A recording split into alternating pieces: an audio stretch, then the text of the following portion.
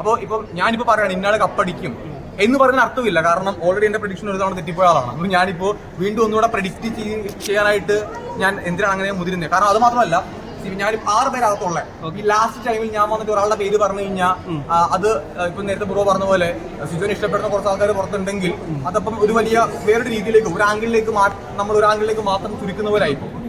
ഇപ്പം 6 പേർക്കും എന്തായാലും എന്നെക്കാൾ കൂടുതൽ ഇഷ്ടപ്പെടുന്ന ആൾക്കാർ പുറത്തുണ്ട്. അതുകൊണ്ടാണ് ഞാൻ പുറത്തും അവരകത്തും ഉള്ളത്. അവരിഷ്ടപ്പെടുന്ന ആൾക്കാർ ഉറപ്പായിട്ടും വോട്ട് ചെയ്യും. പിന്നെ ഞാൻ പറഞ്ഞല്ലോ, നമ്മളിപ്പോ 100 ദിവസത്തെ ഗെയിം കണ്ടില്ലേ? അപ്പൊ ഏറ്റവും മികച്ച രീതിയിൽ അവിടെ ആരാണോ ഗെയിം കളിച്ചിട്ടുള്ളത് അവർക്കാണ് വോട്ട് ചെയ്യേണ്ടത്. അപ്പൊ അതനുസരിച്ച് ഒരു വിന്നർ ഉണ്ടാവും. അപ്പൊ അതിനാണ് മാറ്റി കൂടുന്നത് എപ്പോഴും. അല്ല, ഇപ്പൊ സിജോ ആണ് ഞങ്ങളുടെ അഭിപ്രായത്തിലും പ്രേക്ഷകരുടെ അഭിപ്രായത്തിലും ഏറ്റവും കൂടുതൽ നല്ലോണം കളിച്ച സിജോ ആണ്. ഒരാൾ ഇപ്പൊ കളിച്ചുകൊണ്ടിരിക്കുന്നതിൽ ഒരാൾ സിജോ ആണ്. എന്തുകൊണ്ട് ഔട്ടായി എന്നാണ് ആൾക്കാർക്ക് അറിയേണ്ടത്? അത് എന്തുകൊണ്ടാ? അതാണ് ചോദ്യം. അതറിയാനാണ് ഞാൻ പുറത്തു വന്നിരിക്കുന്നത്. ഞാൻ അന്വേഷിപ്പിൻ കണ്ടെത്തുന്നതാണ്. അപ്പൊ ഞാൻ ഈ അന്വേഷിച്ചിട്ടുള്ളത് കണ്ടെത്താനായിട്ട് ഞാൻ ആക്ച്വലി ഫോൺ കിട്ടിയത് എനിക്ക് ഇന്നലെയാണ്. അപ്പൊ എന്നെ സംബന്ധിച്ചിടത്തോളം ഞാൻ അന്വേഷിച്ചിട്ടല്ല അത് കണ്ടെടുത്തിട്ടുണ്ട്. എന്തുകൊണ്ട് ഞാൻ പുറത്ത് വന്നു എന്നുള്ളത് ഞാൻ ലാലേട്ടൻ എപ്പിസോഡിലും പറഞ്ഞിരുന്നു.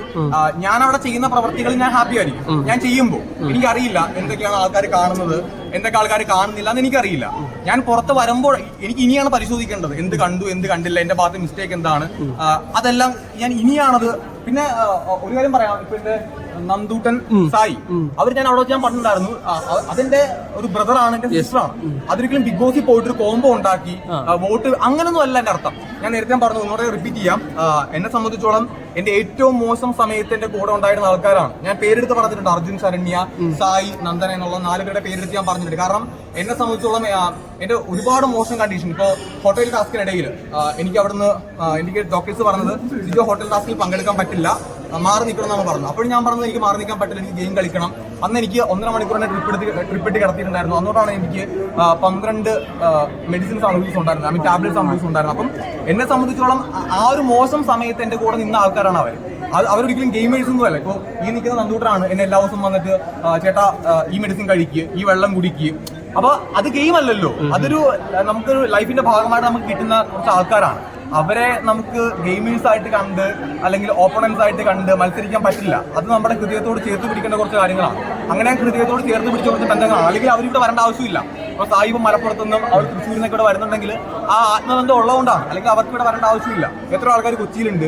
അപ്പൊ അതൊരു ഓട്ടോമാറ്റിക്കലി അവിടെ നടക്കുന്നൊരു ബന്ധമാണ്, അവിടെ ഉണ്ടാകുന്നൊരു ബന്ധമാണ്. ഉണ്ടാക്കപ്പെട്ടതല്ല, അത് ഉണ്ടായി വന്നതാണ്. അതിനുള്ള വാല്യൂ എപ്പോഴും എനിക്ക് ഭയങ്കര ഹൈ ആയിരിക്കും. ഞാൻ ഇട്ടേക്കുന്ന മാല അർജുന്റെയാണ്. അർജുന്റെ മാലയാണ് ഞാൻ ഇട്ടേക്കുന്നത്. എനിക്ക് അകത്തെ പുറത്തെ കാര്യങ്ങളൊന്നും എനിക്കറിയില്ല. ഞാൻ നേരത്തെ പറഞ്ഞു, ഞാൻ അവിടെ എപ്പിസോഡ്സിൽ ഞാൻ പറഞ്ഞിട്ടുണ്ട്, ഞാൻ അവിടെ ഏറ്റവും ക്ലോസ് ആയിട്ടുണ്ടായിരുന്ന, അതായത് എന്നെ സംബന്ധിച്ചോളം എനിക്ക് അവിടെ ഏറ്റവും കൂടുതൽ ക്ലോസ് ആയിട്ടുണ്ടായിരുന്ന 4 ആൾക്കാരുടെ പേര് ഞാൻ പറഞ്ഞിട്ടുള്ളൂ. ഞാൻ ഒരു 5ാമത്തെ ആളുടെ പേര് ഞാൻ പറഞ്ഞിട്ടില്ല ഇവിടെ. ആ ആൾക്കാരുടെ കൂട്ടത്തിൽ അർജുനുണ്ട്. അപ്പോൾ ഒരാൾ കരയുമ്പോഴത്തേക്കും അയാൾ കള്ളക്കരച്ചിലാണ്, മറ്റാണ്, മറിച്ചാണ് പറയുന്നതിനോട് എനിക്ക് പേഴ്സണലി ഒട്ടും അത് ഞാനെന്ന് പറഞ്ഞ വ്യക്തി അങ്ങനെ ഒരിക്കലും പറയില്ല. പിന്നെ ഞാൻ അർജുൻ എങ്ങനെയായിരുന്നു ഞങ്ങൾക്ക് അറിയാം അവിടെ വെച്ചിട്ട്. അത് പുറത്ത് വന്നിട്ട് അത് പ്രൂവ് ചെയ്യുക, അത് അങ്ങനെയാണ് ഇങ്ങനെയാണ്. ഈ ഒരു സൗഹൃദത്തെ അല്ലെങ്കിൽ ഒരു ബന്ധത്തെ എന്തിനാ പ്രൂവ് ചെയ്യാൻ നിൽക്കുന്നത്? നമുക്ക് കാണാം.